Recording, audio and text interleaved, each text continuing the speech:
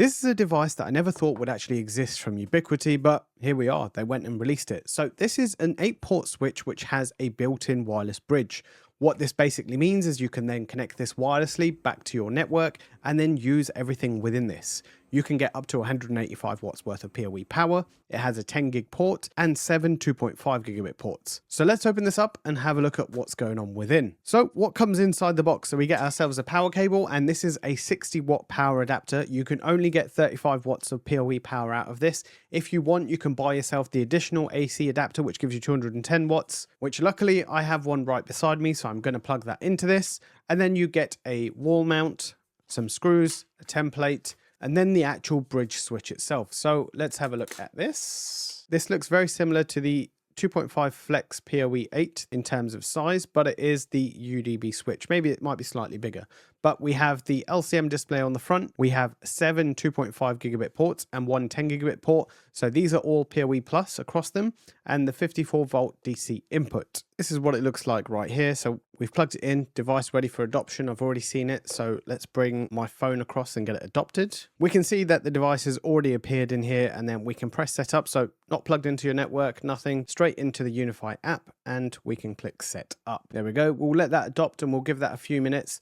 And then let's have a look at some of the settings within UniFi network. Let me give a quick shout out to today's video sponsor, FlexiSpot, for sending over this chair that I have behind me and supporting the channel. And honestly, I didn't really expect to be spending this much time adjusting a chair, but here we are. And you know what? It's done wonders for me. So I'm going to highlight out a couple of features and take you through what makes this chair so special. So there's a 12 level lumbar support height adjustment, which you can move the lumbar support up and down in super fine steps until it hits that exact sweet spot of where it feels right in your back.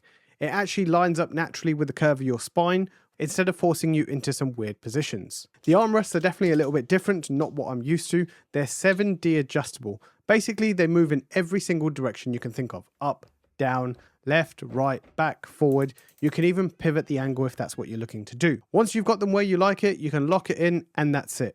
It doesn't drift while you're away working. Another cool feature is the 5D lumbar support, which means adjusting it forward and back, up and down, and you can tilt it in different angles. So whether you sit perfectly upright or you're a lean back kind of person, it's got all the support you need. And the same story with the 4D headrest. Up, down, forward, back, multiple tiltable angles. If you like a little bit of neck support when you lean back between tasks, just like this, it feels really good and comfortable. So yeah, a big thanks to FlexiSpot for sponsoring this video. If you're looking to upgrade your chair, there's some links down in the description, so go and check them out. This is the device bridge switch showing 35 watts, $299 in the US. You need network 10. You get 35 watts of PoE power with the 60 watt or 185 watts with the 210 watts. So currently I have the 210 watts plugged in at the moment, which is good. I don't think there's anything more in the technical side that we really need to cover, but there is a section on their site which go through some FAQs, which I think some of it is quite worthwhile knowing. So a few questions are: what sets it apart from the UniFi switches? Well, it uses UniFi AutoLink, and in the future, it's going to have STR MLO support. And if you want to know what that is, we'll cover that in just a few moments. How much power, which we've already covered. Does it work as a wireless access point? No, it does not. It is just a bridge switch. It can't act as an access point. If you want an access point, no problem. Plug a wireless access point into it. You can then adopt something like that in there. Yes, it does support VLANs. How much power per port? So it is PoE plus, which can give you up to 30 watts worth of power per port, assuming again you have the right power connector. With the AutoLink connectivity, it uses 5 and or 6 gigahertz bands, but the STR MLO is the most important one. So this is coming in a future firmware, so we won't be able to test that today. Maybe a follow-up video when that does become available. The STR MLO enables simultaneous aggregated use of the 5 and 6 gigahertz together, providing full duplex connectivity and significantly higher throughput. So this is a very key feature for me. I think this is going to be very exciting when this comes, being able to use 2 bands to get more through your switch. And if you want to know, can it be used as a standard switch? Yes, it can. You can use it as a wired uplink, so we can just plug it into something, into your existing network, and it changes that wireless connectivity into a wired one. So a few very important notes there that I think are worthwhile highlighting for people that might not know. So let's take a look at the UDB switch within UniFi network, and this is what it looks like. It looks very similar to the IoT device. So we have this right here, which is showing you the signal strength. So currently -53 at the moment. We'll come back to port manager. You can see we're using channel 17 on 6 GHz at the moment, and it has a 2x2 antenna. It's telling you how much PoE is in use, 0 of 185 watts because I have nothing plugged in at the moment. And then it gives you some air stats information about the 5 and 6 GHz. We have some insights if that's what you need to know about. And then we have the main settings. So we have the UDB switch, we have the mesh parent, what the parent is of the mesh, what external adapter you're using. If you're using the one included, you want 60 watts. If you're using the bigger power adapter, then you want to change that to 210 watts. Now, going back to port manager, for a lot of questions that people are going to ask, is it going to support VLANs? And the answer is yes, it does. And can you individually configure them on each port? Yes, you can. So in port 1, it looks very similar to what some of the other switches are. You can choose whether it's active or disabled if that's what you want. And then you have a list of your full VLANs that you can select from. So the first one is management, and just to show you, you can select a different one.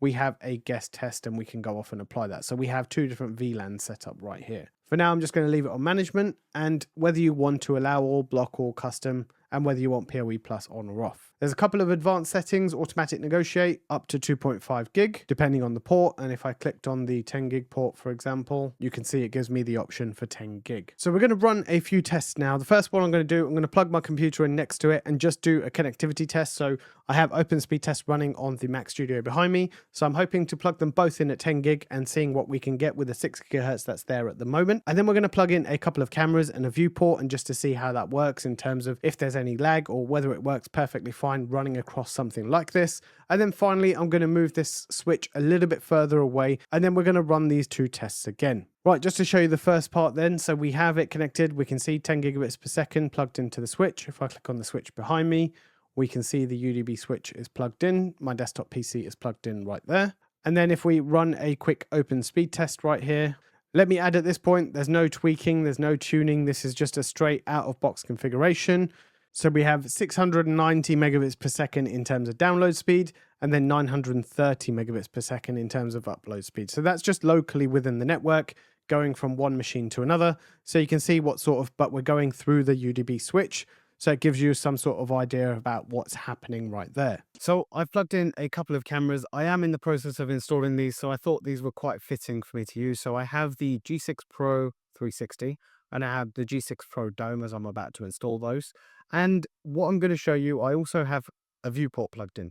So we have a few different devices plugged into the switch, and I also have the screen running right here. So we can have a quick look and see what's going on in terms of, you can see there's pretty much zero lag going on.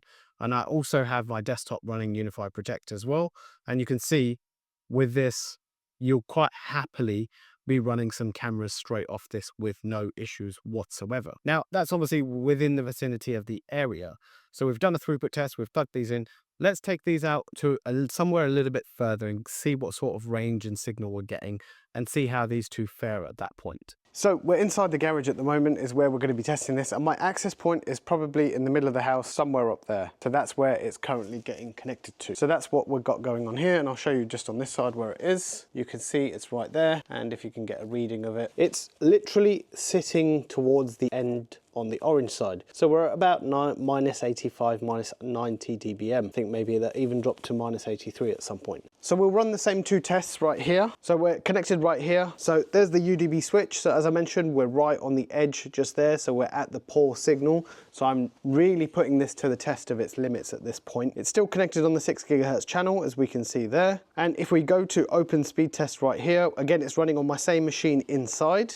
We're still getting ourselves 100 megabits per second in terms of download speed and 52.9 megabits per second in terms of upload speed, which at this distance at 6 gigahertz, I'm relatively happy with that. So let's get the cameras plugged in like we had earlier. Let's see what sort of image we're gonna get and if the image playback is as smooth as we expect it to be this far. This is the 2 cameras that we have sat right at the front here. So we can see 1 and 2, and you can see just by me hovering my image over and my hand over. So if I move this one out the way, you can see we're getting, I'm waving to the camera, we're getting a relatively good image in terms of there doesn't seem to be any drop packets. It seems to be relatively smooth. That's the 360 model. And then we look at this one just here, and we can see just here, we don't seem to have any sort of lag on this image. Overall, being quite a far distance away from the access point, I think this is a relatively good result. And when the MLO STR comes in, where you can aggregate both lines, both spectrums, that's the 5 gigahertz and the 6 gigahertz, I think this is going to be an even more solid device. Something like this is designed for a high throughput. So if you have something that is data hungry,